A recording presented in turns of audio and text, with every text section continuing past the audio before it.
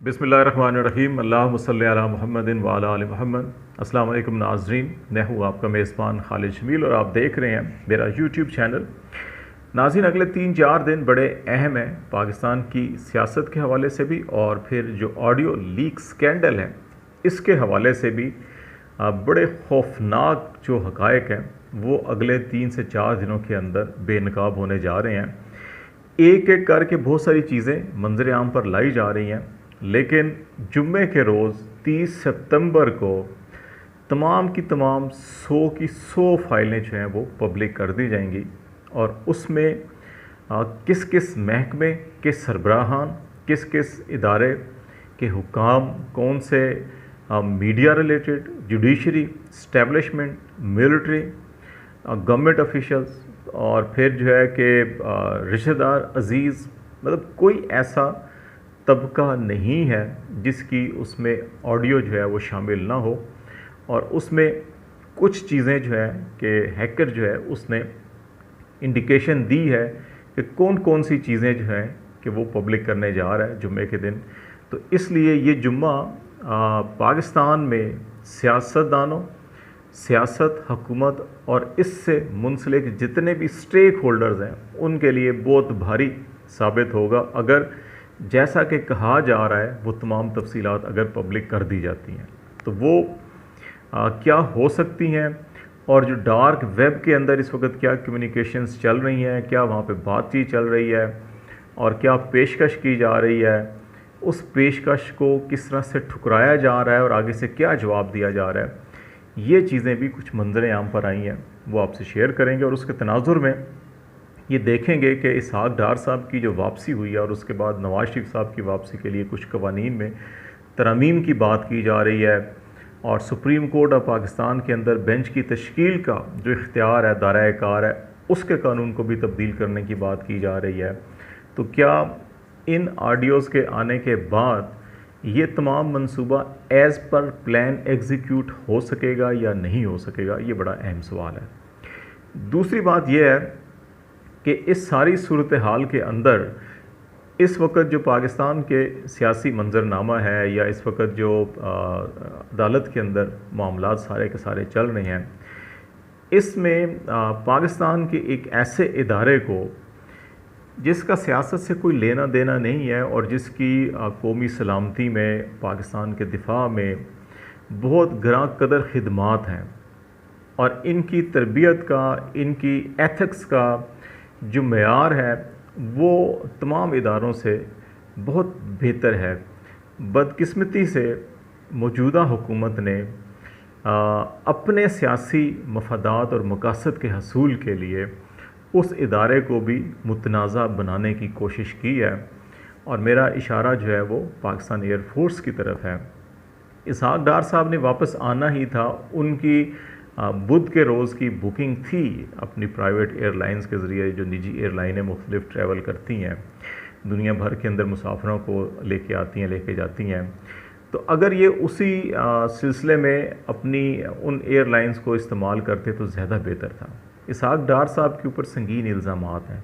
Corruption के, इख्तियारात के गलत इस्तेमाल के,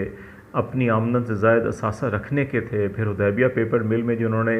अदालत के अंदर बैठ के एफिडेविट दिया, वो सारी चीज़ें अगर सामने रखी जाएं तो फिर वज़ीर-ए-आज़म के ज़ेर इस्तेमाल जो पाकिस्तान एयर फोर्स का त्यारा होता है उसको इनकी वापसी के लिए इस्तेमाल नहीं करना चाहिए था। लेकिन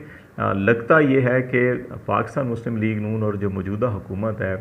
ये कोई मौका हाथ से नहीं जाने दे रही कि अवाम को और फोर्सेस को, सिक्योरिटी के इदारों को, मुसल्लह अफवाज को एक सामने, एक दूसरे के सामने खड़ा किया जाए या लड़ाया जाए। तो अभी माज़ी करीब में बहुत सारी मुसल्लह अफवाज के ख़िलाफ़ प्रोपेगेंडा कैंपेन्स शुरू की गई। अभी रिसेंट पास के अंदर यूरोपीय यूनियन की डिसइंफॉर्मेशन लैब जो है कि वो सामने आया था स्कैंडल। अभी स्टैनफोर्ड यूनिवर्सिटी की रिपोर्ट के मुताबिक भी 1000 से ज़्यादा ट्विटर अकाउंट जो है वो पकड़े गए जो इंडिया से ऑपरेट हो रहे थे। तो बहुत सारी चीज़ें पाकिस्तान से बाहर बैठे जो मुल्क दुश्मन अनासर हैं, जो हमारी मुसल्लह अफवाज के दुश्मन है, पाकिस्तान के दुश्मन है, हमारी कौमी सलामती के दुश्मन है, हमारी माशी तरक्की के दुश्मन है, وہ بہت سے ایسے پروپیگنڈاز کرتے ہیں کہ ہمارے ریاستی اداروں کو اور عوام کو، ہماری افواج کو اور عوام کو آپس میں بدگمانی پیدا کی جائے یا لڑوایا جائے۔ تو ایسی صورتحال میں وزیر اعظم پاکستان کو یہ گریز کرنا چاہیے تھا کہ ایک ایسے شخص کو جس کے اوپر سنگین الزامات ہوں، عدالتوں کو مطلوب ہو، عدالتوں سے وہ اشتہاری مفرور ہو، اس کو پاکستان ایئر فورس کا جو برانڈ ہے جہاز کا، اس کے ذریعے لانا اور پھر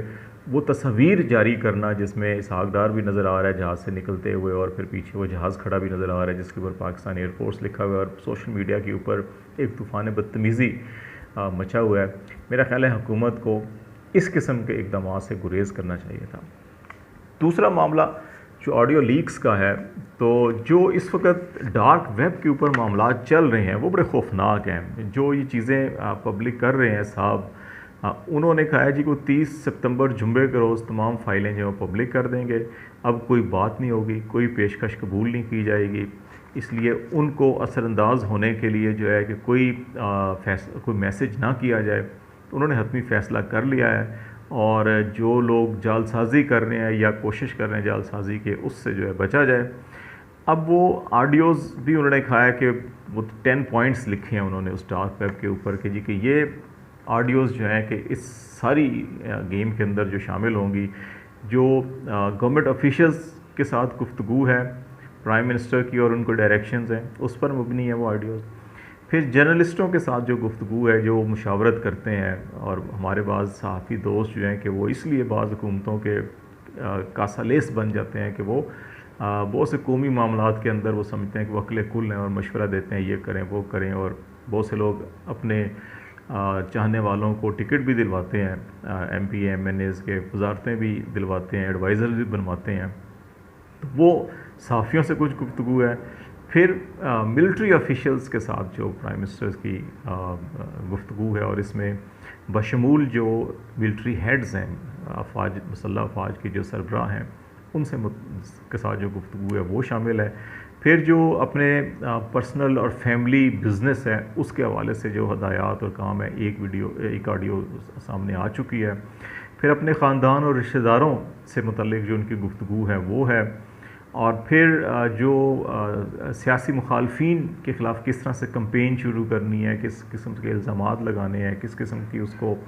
پھر میڈیا میں پروپیگیٹ کرنا ہے، اور کس طرح سے اس کے اوپر ساری کرنی ہے، وہ چیزیں ہیں۔ اور پھر غیر ملکی شخصیات جو ڈپلومیٹس ہوتے ہیں یا گیسٹ ہوتے ہیں، ڈگنیٹریز آتی ہیں، ملاقاتیں ہوتی ہیں، ان کی آڈیوز بھی ہیں۔ اور پھر جو سرونگ جوڈیشری کے بعض جج صاحبان ہیں، ان کے ساتھ بھی جو گفتگو ہو رہی ہے۔ یہ بڑی خطرناک چیز ہے کہ پاکستان کے نظام انصاف اور نظام عدل کے اوپر جو ہے کہ ایک بہت بڑا سوالیہ نشان ہوگا۔ ماضی میں جسٹس قیوم کے ساتھ جس قسم کا تعلقات تھے نون لیگ کے، اور سیف الرحمان فون کر کے جو احتساب کے چیئرمین بھی تھے اور کہتے تھے جی یہ سزا بے نظیر زرداری کو دینی ہے، بس 24 گھنٹے 48 گھنٹے کے اندر دینی ہے، اسی قسم کے معاملات ابھی بھی آڈیوز جو ہیں وہ سامنے آنے جا رہی ہیں۔ تو یہ ساری جو ہے کہ انہوں نے بتایا ہے، تو اس لیے یہ کہا جا رہا ہے جی کہ یہ جمعہ جو ہے بہت بھاری ہے۔ اب اس ساری صورتحال کے اندر انہی ڈارک ویبز کے جو یہ صاحب ہیں جو کلیم کر رہے ہیں بہت ساری چیزوں کا،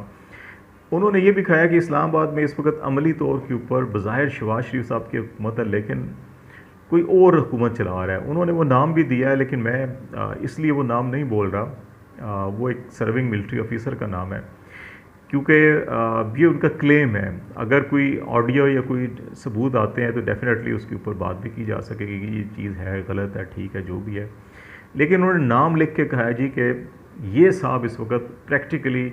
اسلام آباد کو چلا رہے ہیں، اور شہباز شریف صاحب کو سیاسی اور معاشی معاملات کے اوپر یہ مشورے دیتے ہیں، اور انہوں نے کلیم کیا۔ تو لیٹ سی کہ وہ اس معاملے میں کوئی چیز دیتے نہیں دیتے۔ اس ساری صورتحال کے اندر گزشتہ 24 گھنٹوں سے یہ خبریں